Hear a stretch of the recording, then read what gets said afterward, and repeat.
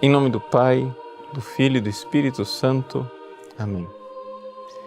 Inspirai, Senhor, as nossas ações e ajudai-nos a realizá-las, para que em vós comece e para vós termine tudo aquilo que fizermos por Cristo, Senhor nosso. Amém. Santa Maria, Mãe de Deus, rogai por nós. Em nome do Pai, do Filho e do Espírito Santo. Amém. Uma alegria estarmos juntos aqui nesse programa ao vivo, mais uma vez, e agora estamos iniciando o mês de setembro. O mês de setembro aqui no Brasil, nós celebramos o mês da Bíblia. A Igreja Católica no Brasil quer dedicar esse mês de forma especial, porque é o mês em que nós celebramos também a memória do grande biblista São Jerônimo, para nós podermos exatamente meditarmos mais nesse grande dom, nesse presente extraordinário, presente precioso de Deus que são as Sagradas Escrituras. Agora, um fato triste que aconteceu nesses últimos dias foi uma polêmica um pouco, a meu ver, um pouco gratuita, do pastor Silas Malafaia com o Dom Henrique Soares da Costa. Veja, o pastor Silas Malafaia ficou perplexo diante de um ensino do Dom Henrique, em que o Henrique, gravando um vídeo ali para alguns amigos que estavam ali presentes, ele estava falando para um grupo de jovens, os jovens gravaram aquilo, e ele falando aquilo que é a doutrina católica, que sempre foi a doutrina católica a respeito das Sagradas Escrituras. O pastor Silas Malafaia reagiu.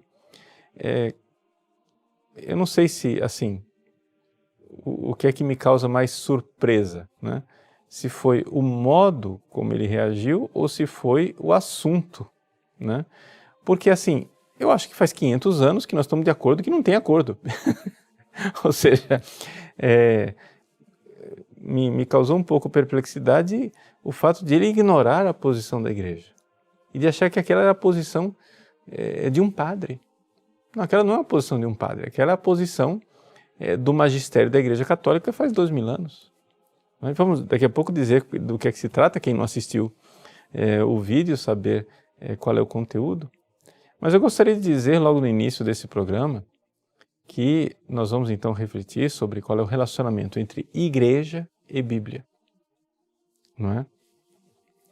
E nesse relacionamento de igreja e Bíblia, saber qual é o pensamento da Igreja Católica. Por isso eu convido aos fiéis católicos aqui a estudarem nós de forma bem tranquila e entendermos qual é o ensinamento da Igreja de 2000 anos.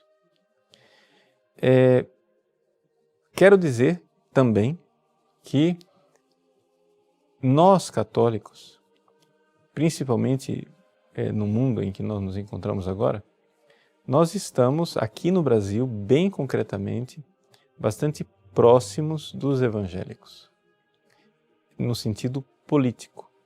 Ou seja, nós temos discordâncias religiosas, eu inclusive disse isso no próprio Congresso, quando o pastor, né, Silas Malafaia coloca ali toda essa perplexidade dele eu acho que isso tudo só cria dificuldades de nós mantermos um relacionamento sadio.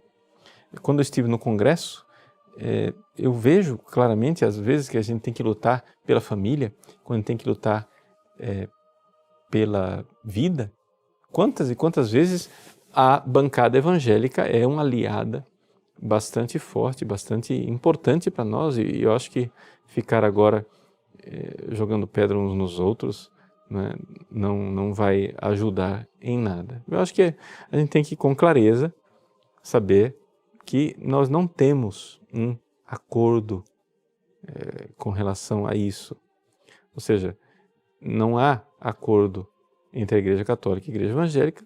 Está muito bem, vamos nos respeitar mutuamente, mas saber que os nossos inimigos, ou seja, os inimigos do cristianismo, estão bem unidos contra nós. E se nós não nos unirmos politicamente para defendermos o cristianismo como um todo, eles vão vir com o trator em cima de nós. Então, eu acho que não é conveniente, não é oportuno nós ficamos agora com rixas desnecessárias. Agora, claro, dentro do debate teológico, as coisas podem acontecer. Bom, qual é então a doutrina da Igreja com relação a essa realidade da Bíblia e da Igreja Católica? De onde veio? Quem veio antes, né? Como se fosse um debate assim, foi o ovo ou foi a galinha? Quem veio antes? Veio a Igreja ou veio a Bíblia? O Dom Henrique Soares da Costa colocou com grande clareza que há uma precedência da Igreja. Ou seja, antes da Bíblia existe a Igreja. E por que é que antes da Bíblia existe a Igreja? Por uma razão muito simples.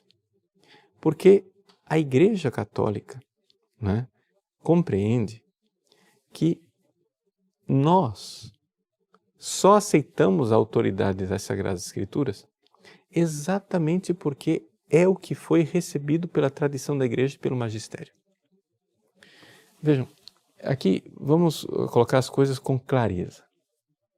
Veja só, o pastor Silas Malafaia comete um grave erro de lógica. É aquilo que a gente chama de o sofisma do termo médio. Qual é o silogismo, qual é o raciocínio do pastor Silas Malafaia? É o seguinte: Jesus é a palavra de Deus. Jesus é anterior e é mais importante do que a Igreja. Conclusão: a palavra de Deus é anterior e mais importante do que a Igreja. Sim, só que acontece o seguinte: o problema é que, uma vez você considera a palavra de Deus como sendo o Verbo eterno, a segunda pessoa da Santíssima Trindade, e outra vez você considera a palavra de Deus como um livro, as Sagradas Escrituras. Ora, é evidente que isso aqui é um sofisma. É evidente que todos os católicos estão de acordo com os evangélicos quando nós dizemos que a palavra de Deus, a segunda pessoa da Santíssima Trindade, que se encarnou, é muito mais importante do que a Igreja, porque ele é a cabeça da Igreja, ele é a origem da Igreja, e sem Jesus Cristo não haveria Igreja. Sem a palavra de Deus não haveria Igreja. Mas não estamos discutindo a respeito da palavra de Deus. Se você for prestar atenção no vídeo do Dom Henrique, o Dom Henrique não usa a expressão palavra de Deus, ele usa Bíblia, ele usa Sagrada Escritura. Não é? Portanto, não vamos aqui confundir as coisas. Não é? Ou seja, a Igreja ela nasce da palavra de Deus, porque a palavra de Deus é uma pessoa. Essa pessoa é Jesus Cristo. Então a Igreja nasce da palavra de Deus, que é Jesus Cristo. Ele é o esposo da Igreja. E, portanto, a Igreja divina, né, que saiu do peito aberto de Cristo, como Eva saiu, né, do lado de Adão, a Igreja, ela realmente tem essa realidade de dependência do Cristo. Mas acontece que Jesus morreu, ressuscitou, subiu aos céus, enviou o Espírito Santo, veio à igreja em Pentecostes e Jesus não deixou nenhuma linha escrita. Eu tenho aqui uma cópia grega, original grego, do Novo Testamento. Aqui estão, nesse livrinho aqui, estão os 27 livros do Novo Testamento. O que está aqui é totalmente, absolutamente igual, tanto para os católicos como para os protestantes. Não há nenhuma discussão a respeito dos 27 livros do Novo Testamento. Tanto católico como protestante aceitamos os 27 livros do Novo Testamento. Portanto, eu vou deixar de lado a discussão a respeito do Antigo Testamento. Por quê? Porque nós, católicos, pegamos uma lista que é mais parecida com a lista da Septuaginta e os protestantes pegaram a lista judaica. Não vamos entrar nessa discussão aqui. Quem quiser entrar nessa discussão nós temos uma aula do Catecismo da Igreja Católica no nosso site, aula número 14, quem quiser entre lá, e eu irei mostrar detalhadamente a história da lista dos livros da Bíblia. Aqui eu estou procurando um atalho, porque senão nós vamos ficar nessa discussão aqui sem fim. Então quem quiser ver um estudo científico, né, a respeito do cânon das Sagradas Escrituras, você vai encontrar lá no nosso site, a aula 14 de Catecismo, em que o que nós apresentamos lá, devemos enormemente ao estudo, à pesquisa do Alessandro Ricardo Lima, que escreveu um livro chamado Cânon Bíblico, a Origem dos Livros Sagrados. É um livro de 2007, da editora Com Deus, está à disposição também no site da editora Eclésia, para quem quiser comprar. Isso é o Antigo Testamento, vamos deixar de lado. Para quem quiser aprofundar, veja lá. O fato, porém, vamos ficar aqui. Vamos resumir a nossa conversa aqui, né? Para você católico ficar sabendo.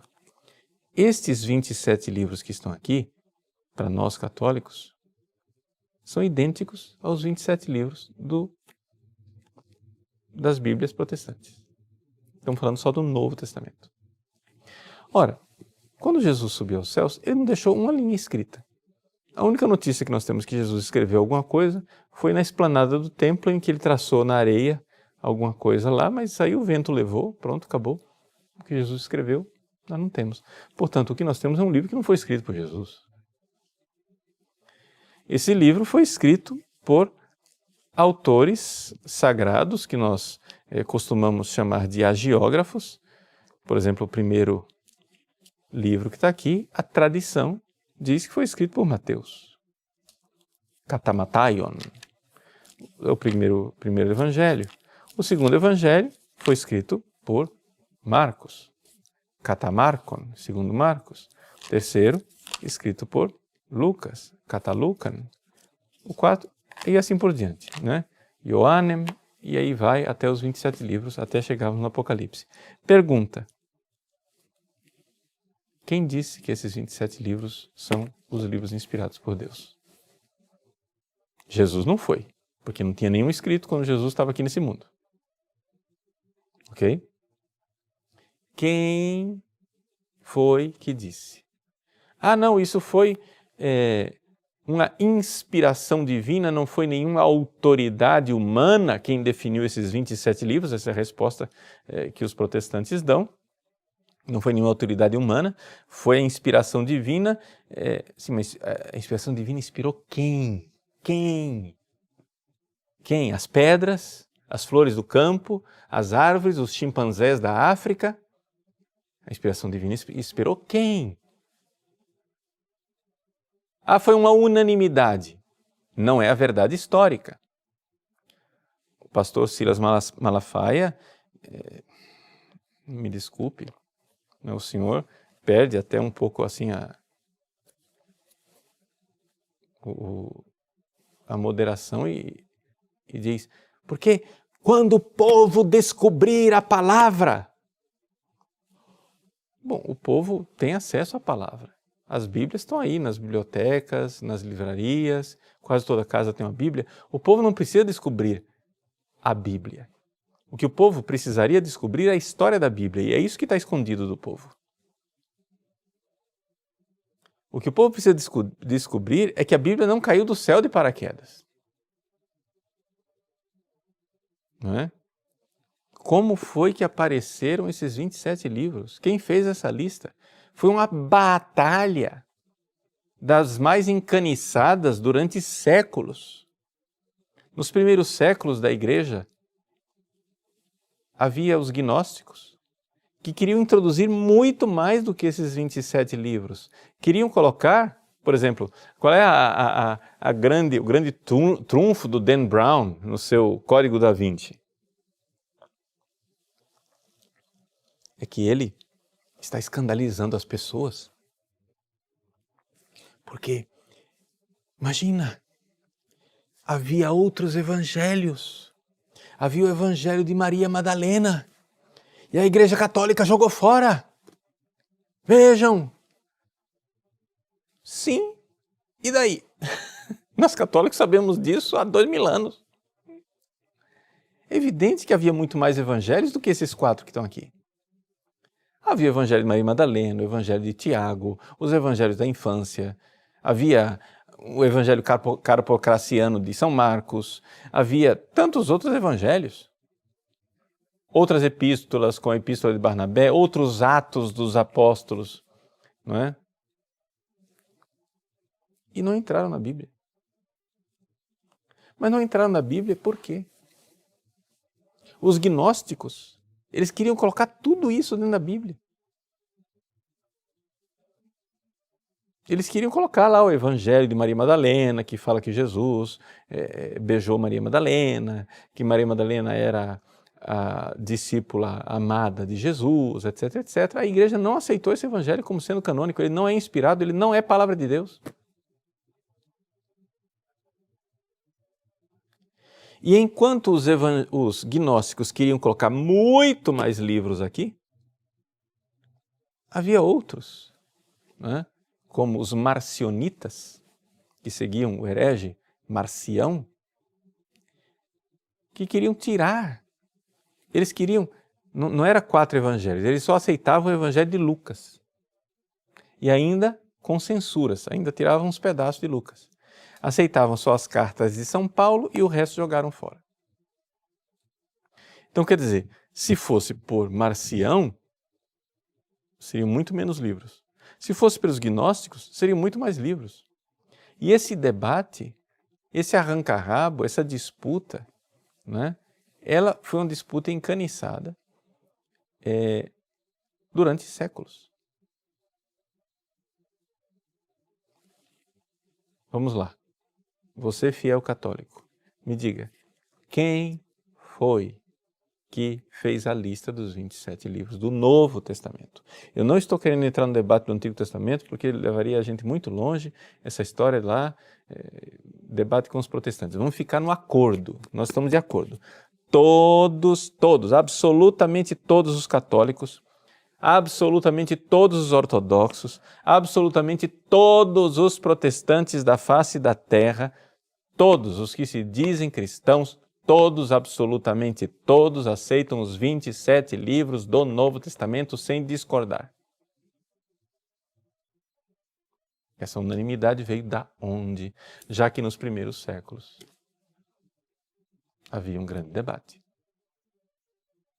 Não me venha dizer que foi uma unanimidade que os apóstolos, bingo, iluminados, disseram, é isso. Não. Se você for ver, nas primeiras listas canônicas, por exemplo, o livro do Apocalipse quase não estava presente, porque em muitos lugares era tido como um livro herético.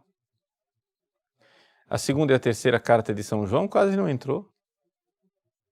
Em compensação, havia um outro livro, o Pastor de Hermas, que era muito popular e era lido em muitos lugares. E aceito como sendo um livro bíblico. Então, quem foi? Essa é a pergunta que não quer calar. Ora, não há por onde escapar. Ou você crê que a igreja foi inspirada, a igreja foi inspirada para escolher esses 27 livros, ou então, de onde veio isso? Se houve tanto debate, se houve tantos séculos de disputas, onde a coisa só foi se esclarecer, né, no cânon do Novo Testamento, lá no final do século II, você encontra já algum fragmento ali, o fragmento de Muratori, tem uma lista parecida com a nossa, mesmo assim ainda não está completa. Você encontra algumas coisas, de tal forma que o próprio Santo Agostinho, né, ele ainda fala dos livros do Novo Testamento como se fosse ainda uma coisa debatida, ele põe lá um critério, diz, olha, vamos adotar o livro que a maior parte das dioceses aceita, principalmente as dioceses mais antigas, as dioceses de origem apostólica, na época de Santo Agostinho. Estamos falando final do século IV, início do século V. Então, não tem por onde escapar. O problema, mas esse é um problema dos protestantes, não é um problema nosso. O problema é que Martinho Lutero, Calvino, os primeiros protestantes, eles resolveram não crer na igreja. Eles optaram, eles vieram com essa novidade de crer na Bíblia.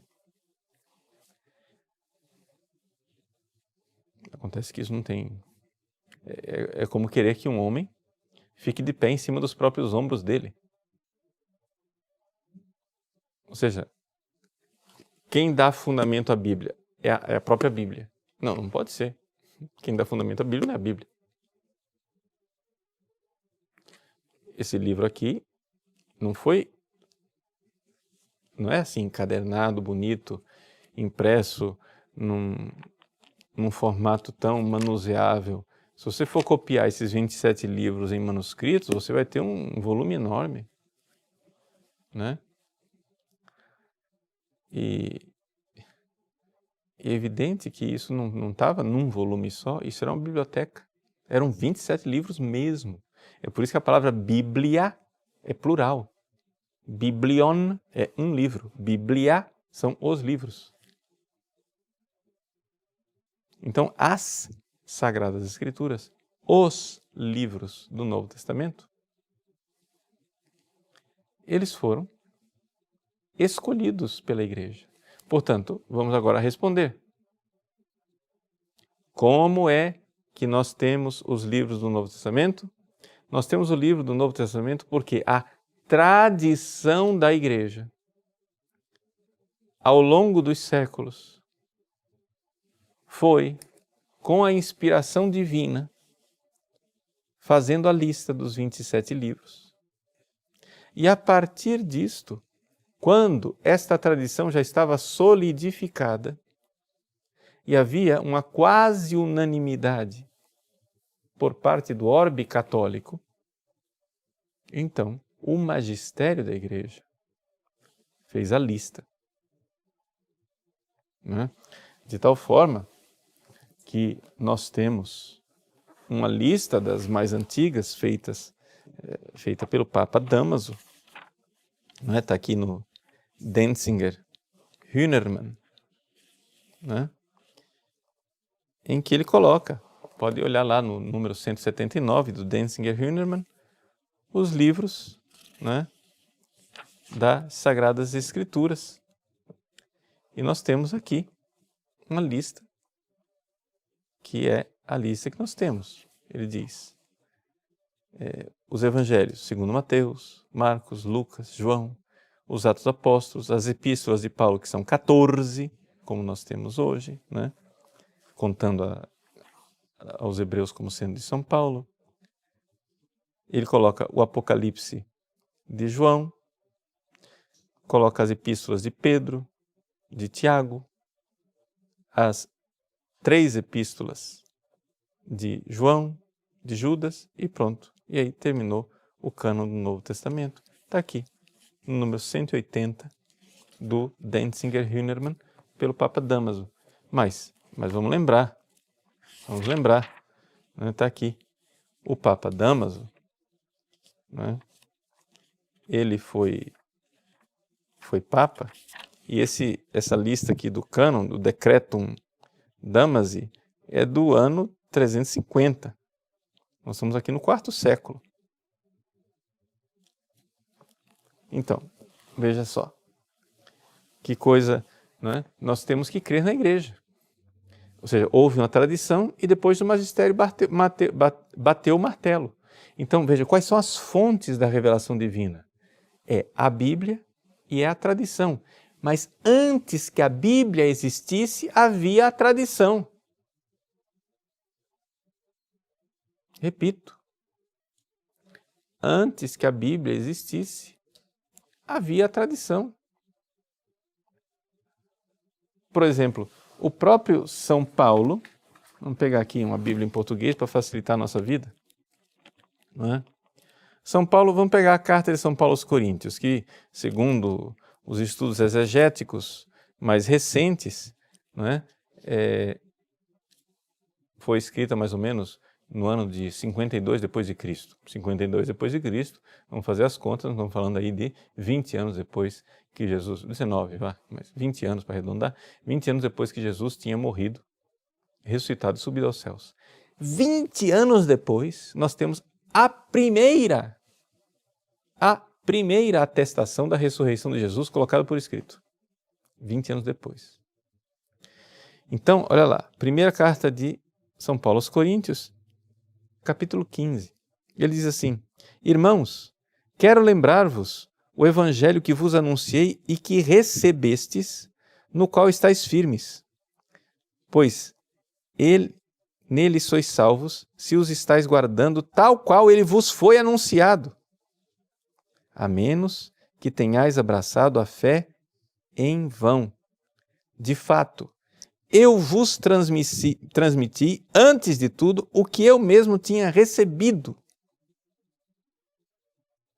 Eu vos transmiti, isso é tradição, o que eu tinha recebido. E aí ele começa a falar, a saber, que Cristo morreu pelos nossos pecados, segundo as Escrituras, foi sepultado e ao terceiro dia foi ressuscitado, segundo as Escrituras.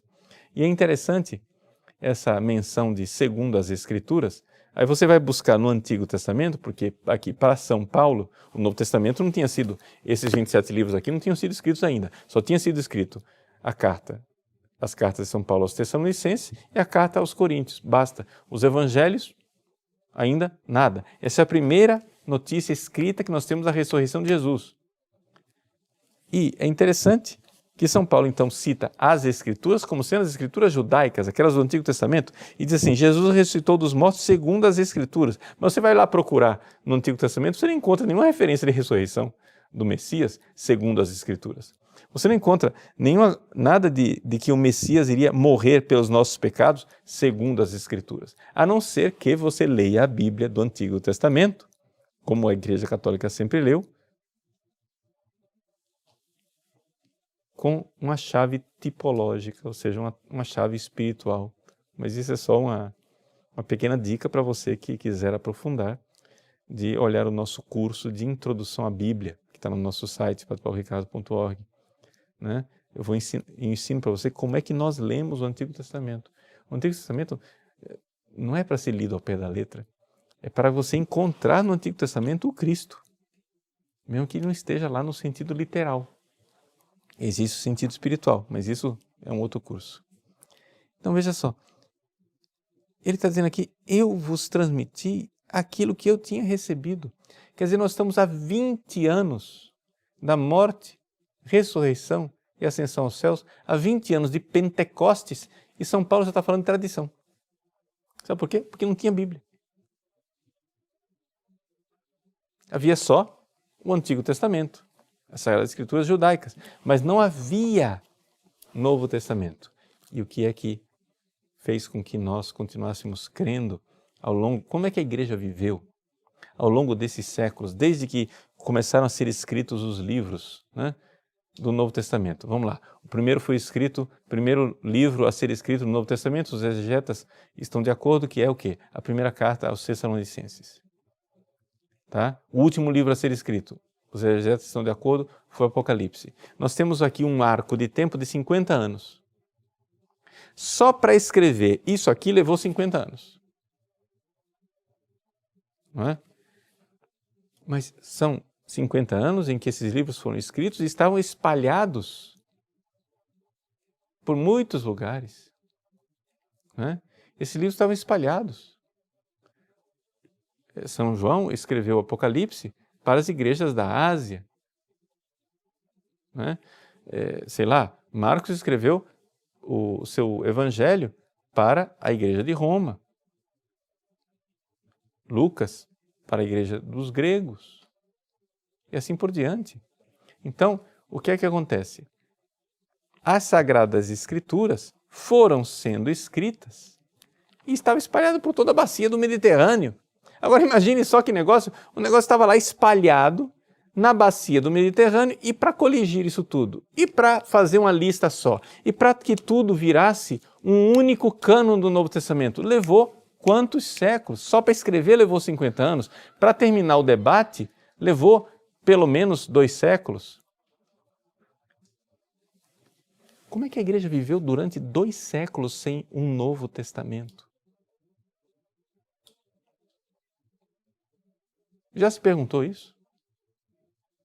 Ou seja, nós estamos falando aqui da época de ouro, da época dos mártires, da época da igreja em que os mártires verdadeiramente derramaram seu sangue. Gente, a igreja dos mártires não tinha o Novo Testamento como nós o conhecemos. Tinha fragmentos, tinha um livro aqui, outro lá, espalhado. Já parou para pensar nisso? Ora, se é assim, se a igreja, no seu albor, se a igreja no seu início, se a igreja no seu momento mais próximo da fonte, se a igreja com aqueles luminares de santidade que eram os mártires, se a igreja com tantos e tantos, centenas, milhares de cristãos derramando seu sangue por fidelidade a Cristo, não tinha uma Bíblia para ler. Do que é que vivia esta igreja? Vivia da palavra de Deus.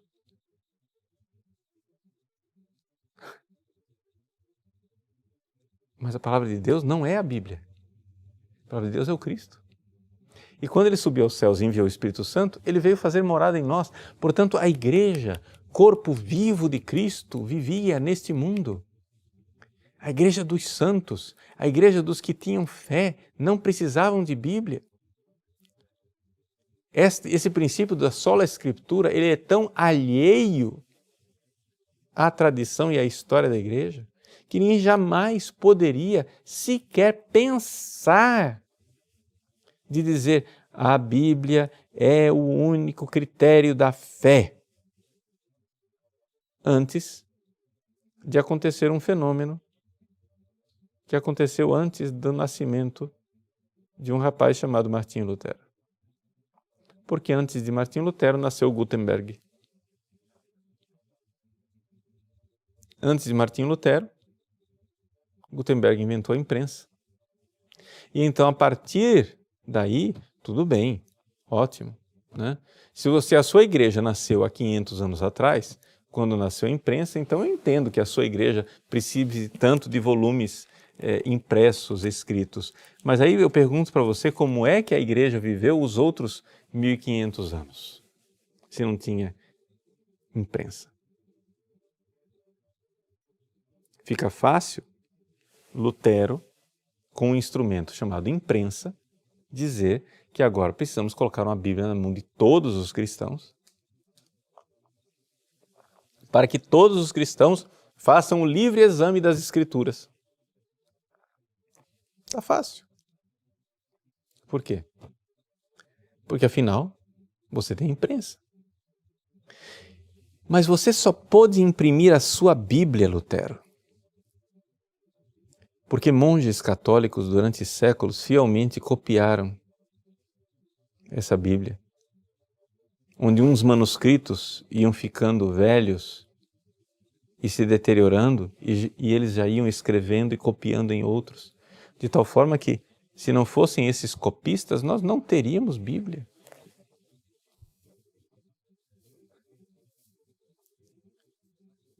Então, é evidente que nós estamos aqui, né, diante de uma realidade. Não haveria Bíblia sem tradição. Não haveria igreja sem tradição. A Igreja Católica crê que a Bíblia, ela é um instrumento preciosíssimo para fazer com que nós conheçamos a palavra de Deus. Gente, o que seria de nós sem a Bíblia? O que seria de nós sem a Bíblia? É um instrumento preciosíssimo, preciosíssimo, preciosíssimo, mas é um instrumento. um instrumento para nós termos acesso àquilo que é a revelação divina que chega até nós pela Bíblia e pela tradição, pela Sagrada Escritura e pela tradição como fontes da revelação divina. E o que é que diz que a tradição é a verdadeira e autêntica tradição da Igreja? E o que é que diz que a Bíblia é a verdadeira e autêntica Bíblia da Igreja? É o selo do magistério, que é o servidor dessas duas fontes. Então, a coisa só fica de pé se houver um tripé. O tripé não é sola Escritura, um pé só não sustenta. Os 3 pés são tradição, Sagrada Escritura e magistério. A tradição, ela precede, porque ela é a própria vida da Igreja. Depois, a tradição foi colocando, por inspiração divina, por escrito, alguns livros. Esses livros espalhados depois foram sendo escolhidos pela própria tradição, a própria Igreja iluminada ia escolhendo esses livros, até que finalmente, quando se chegou a um quase consenso, o próprio magistério chegou e disse, não, são esses 27 livros, sim, e a partir destes 27 livros, nós temos o cânon do Novo Testamento. Essa é a história da Bíblia, pelo menos no Novo Testamento, naquilo que é o que nós temos de principal e de mais importante. Portanto, a palavra de Deus é Jesus, encarnado, o Verbo encarnado. A Sagrada Escritura é um instrumento para fazer com que nós possamos ter acesso a Jesus. Por quê? Porque Jesus vive nos membros da sua Igreja. Ele está vivo nos membros da Igreja. É por isso que no caminho de Damasco, São Paulo ouve de Jesus, Saulo, Saulo, por que me persegues? Mas Saulo não estava perseguindo Jesus? Absolutamente não. Jesus já estava no céu há muito tempo. Saulo estava perseguindo os cristãos. E Jesus diz, eu sou Jesus a quem tu persegues. Veja que coisa fantástica. Né? Eu sou Jesus a quem tu persegues. Então essa é a realidade mais importante que nós temos, né? Do Cristo, que realmente está vivo na vida da Igreja. E então aqui nós temos Jesus, que vivo nos seus fiéis, está falando conosco o tempo todo, e a Bíblia, então, é uma ocasião extraordinária de nós prestarmos atenção ao que o Cristo está dizendo dentro de nós. Como diz Santo Tomás de Aquino, existe a palavra externa que está aqui, nesse livro, está na pregação, está na vida de um santo, está na tradição da Igreja. A palavra externa que ecoa lá fora na história, ela ecoa lá fora para fazer com que nós prestemos atenção na palavra interna do Cristo vivo na vida da Igreja que está falando a cada um de nós. Então, é esse o caminho. É assim que nós temos Bíblia e Igreja. Ou seja, Jesus é a palavra de Deus. Essa palavra encarnada, ela tem um corpo, que é a Igreja. E este corpo, vivendo, a partir da palavra, foi quem escreveu os 27 livros do Novo Testamento. Foi quem escolheu esses 27 livros. E aí que nós temos a Bíblia tal qual nós a conhecemos. Tá bom? Vamos fazer um pequeno intervalo e a gente volta já para fazermos um pequeno diálogo a respeito do conteúdo deste nosso programa. Tá bom? Até já.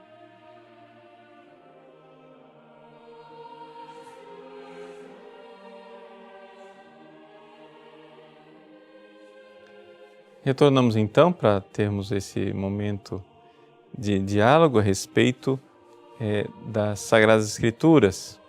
Começamos com a pergunta do Davi Vasconcelos. Padre, além da oração, com as leituras diárias disponibilizadas pela Igreja, como ter mais intimidade com a Bíblia?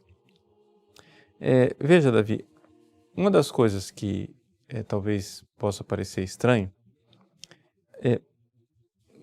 seria importante você, em primeiro lugar, né, ter intimidade com aquilo que é a vida espiritual da Igreja. Então, a vida dos santos é muito importante.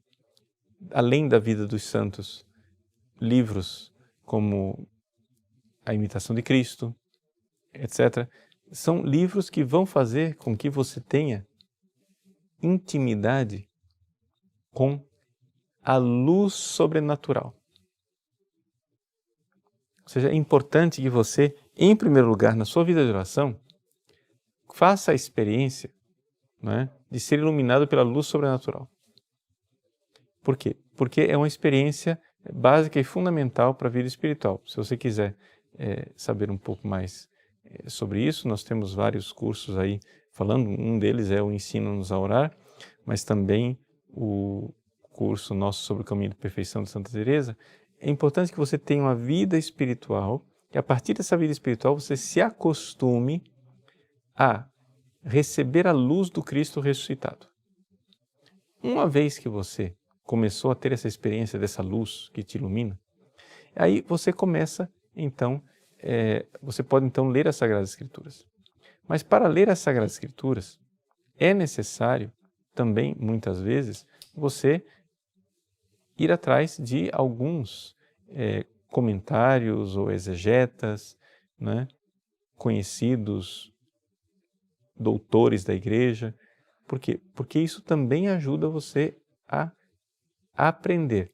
Uma das coisas fantásticas, um dos instrumentos fantásticos para você aprender a Bíblia com essa chave de leitura espiritual da Igreja, dos chamados 4 sentidos da Escritura, é a Catena Áurea de Santo Tomás de Aquino. Então, através da Catena Áurea, ele coloca ali, né, para cada versículo dos Evangelhos, comentários de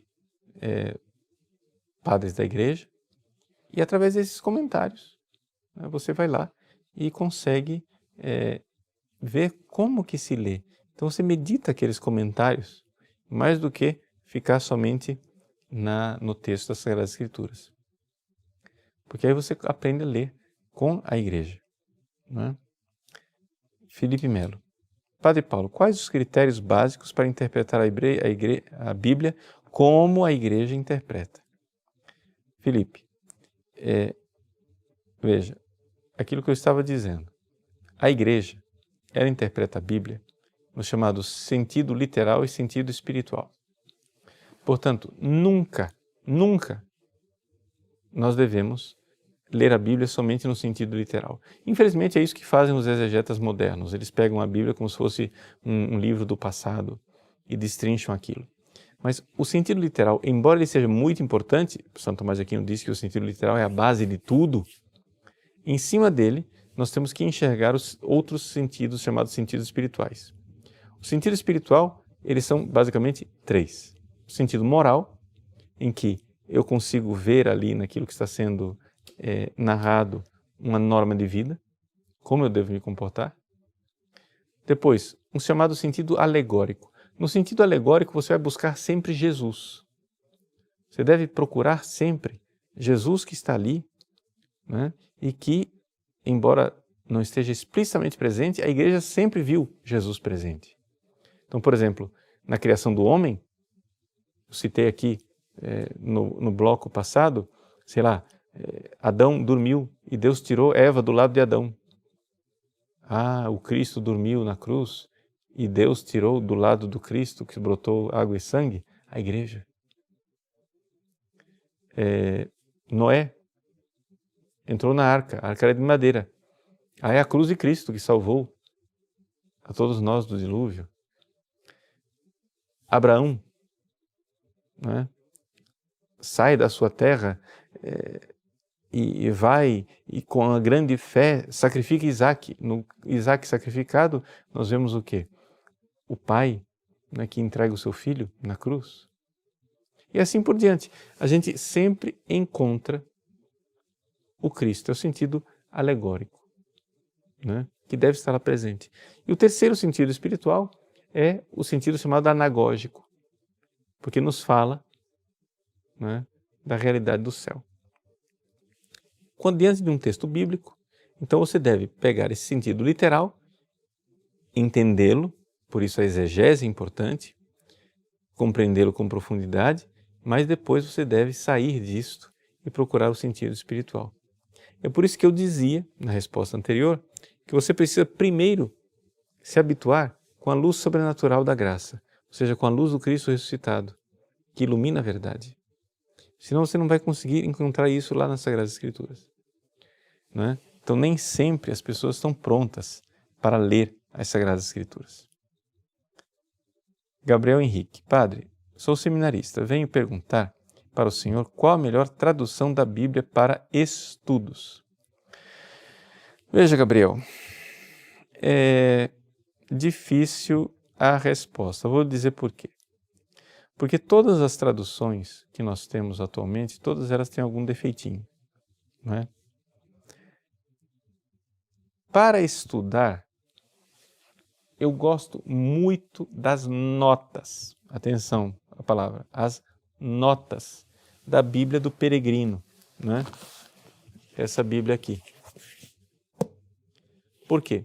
Porque o padre Alonso Schöckel, que fez essas notas aqui, ele fez essas notas com uma sabedoria espiritual muito grande, fazendo algo que hoje os exegetas não ousam fazer, que é comentar a Bíblia com a Bíblia e ler a Bíblia como um todo. Hoje, os exegetas têm essa mania de fatiar a Bíblia. Então, o que acontece? Eles dizem, não, essa aqui é a teologia de Marcos, a teologia de Lucas é outra. Então, você já não pode pegar um versículo de Marcos e usar para interpretar Lucas. Pecado mortal, porque é outra teologia. Mas, gente, o autor é o mesmo, é o Espírito Santo. Então, o padre Alonso Schöckel, ele lê a Bíblia com a Bíblia e isso é muito bom. Então, estou falando das notas de rodapé. A tradução do padre Alonso Schöckel, ela não é uma tradução literal. E essa é a dificuldade dela. Ela é uma tradução que tenta expressar dentro da cultura hebraica ou da cultura da língua grega o que o autor está dizendo. Então ele faz adaptações. Então tem essa dificuldade. A Bíblia de Jerusalém, na edição antiga, ela era um pouco melhor. A edição atual fez opções textuais, às vezes um pouquinho ousadas, assim, meio liberais. Então a Bíblia de Jerusalém é meio problemática. A Bíblia da CNBB, né, a tradução da CNBB, a própria comissão, né, o próprio padre Koenigs, que dirigiu a comissão de tradutores, eles dizem que não está pronta. Ou seja, ela está sendo ainda revista porque nem tudo aqui foi feito com de forma criteriosa. Então, ainda não é uma obra unitária a Bíblia da CNBB. Ainda é uma obra de um pouco de retalhos, porque, claro, cada autor pegou um livro, foi traduzindo, tentaram fazer uma revisão para unificar as coisas, mas ainda há coisas assim que causam um pouco de perplexidade, embora é uma tradução muito boa, uma tradução boa. Porém, os próprios autores dizem que ela ainda não está terminada. A Bíblia da Ave Maria, ela tem um quê interessante, porque ela tenta ficar naquilo que são as formulações mais tradicionais que nós estamos acostumados. Por quê? Porque, na realidade, uma Bíblia católica, ela deveria ser traduzida usando as opções de tradução da chamada Neo Vulgata. eu tenho aqui a Vulgata Clementina, né, que a Igreja usou durante séculos. Esse texto aqui da Vulgata, ele foi revisto depois do Vaticano II pelos exegetas, nas opções textuais, etc., etc., e se tornou então o que nós chamamos de Neo-Vulgata. Eu não trouxe aqui a Neo-Vulgata, só me lembrei quando cheguei aqui hoje, podia ter trazido para vocês verem a Neo-Vulgata, tenho lá em casa. Mas a Neo-Vulgata, ela precisaria ser o parâmetro das traduções católicas, mas aqui no Brasil nós não temos nenhuma tradução que siga as opções da Neo-Vulgata, né? Então, assim, na verdade a gente tem que meio que cotejar entre as várias traduções e terminar fazendo uma opção. Existem, claro, as outras traduções, como outras traduções da Loyola, como a TEB, né, a tradução ecumênica, e as traduções mais antigas, né, traduzidas da Vulgata, como a Mato Soares, etc., etc., todas têm a sua vantagem. O que acontece é o seguinte, no fundo, nós aqui no Brasil ainda não estamos muito bem servidos de traduções bíblicas. A gente tem que se virar um pouco, né, comparando as várias traduções e, claro, estudando, né, as línguas originais, principalmente o grego. O hebraico, eu sei que é mais pedreira, mais difícil, né? Mas o grego do Novo Testamento não é que seja uma coisa impossível para a gente ter uma noção básica daquilo que é o grego do Novo Testamento. Então, assim, desculpa se a resposta não foi a contento, mas assim, a gente tem que... A solução é ter várias Bíblias, né, e cotejar um pouco uma com a outra. Vinícius Boer Bonafini, padre, sua bênção. Muitos evangélicos alegam que a igreja primitiva não é a igreja católica, apostólica romana. Isso está certo? Vinícius, veja, uma coisa é certa, a igreja dos primeiros séculos não era evangélica, ou seja, não era protestante. Se você for pegar, por exemplo, as cartas de Santo Inácio de Antioquia, que é um mártir do primeiro século, do primeiro para o segundo século, um mártir que teve contato com os apóstolos, você vai ver que nas cartas dele a organização da igreja é uma organização católica, ou seja, o bispo com os seus presbíteros, os seus diáconos, uma igreja diocese com episcopado monárquico, etc., etc. Ele fala claramente desse princípio de nós estarmos em sintonia com a tradição dos apóstolos, de obedecermos aos bispos e ao magistério. Bom, você olha uma descrição dessas, você vê que tem bico de pato, tem asa de pato, tem pé de pato, anda feito pato, faz quaquá, talvez seja um pato. Essa descrição aqui, eu acho que é da Igreja Católica, né? Então, assim, quando você olha para os escritos dos padres subapostólicos, né, os padres que conheceram os apóstolos, você vê claramente que existe uma continuidade. Aliás, os próprios protestantes liberais, como o Harnack e Companhia Limitada, eles olham para o Novo Testamento e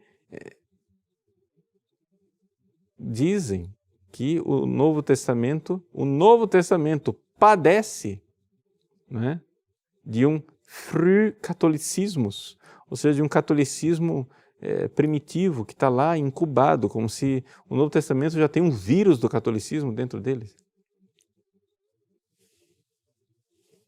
São protestantes, não sou eu quem estou dizendo, né? Então, assim, essa lenda criada pela historiografia protestante de que a Igreja Católica nasceu com Constantino em 313, que antes a igreja era pura e santa e que foi se mancomunando com o Estado do Império Romano, que a igreja se perverteu. Isso daí não corresponde à realidade dos fatos. Você vê claramente que a igreja pré-constantiniana, ela já era uma igreja de episcopado, uma igreja, pega os livros dos Santos Padres, você vê claramente que as coisas estão em perfeita sintonia com aquilo que é a Igreja Católica de hoje. Então, assim, é evidente que o crescimento orgânico da igreja se vê numa continuidade católica.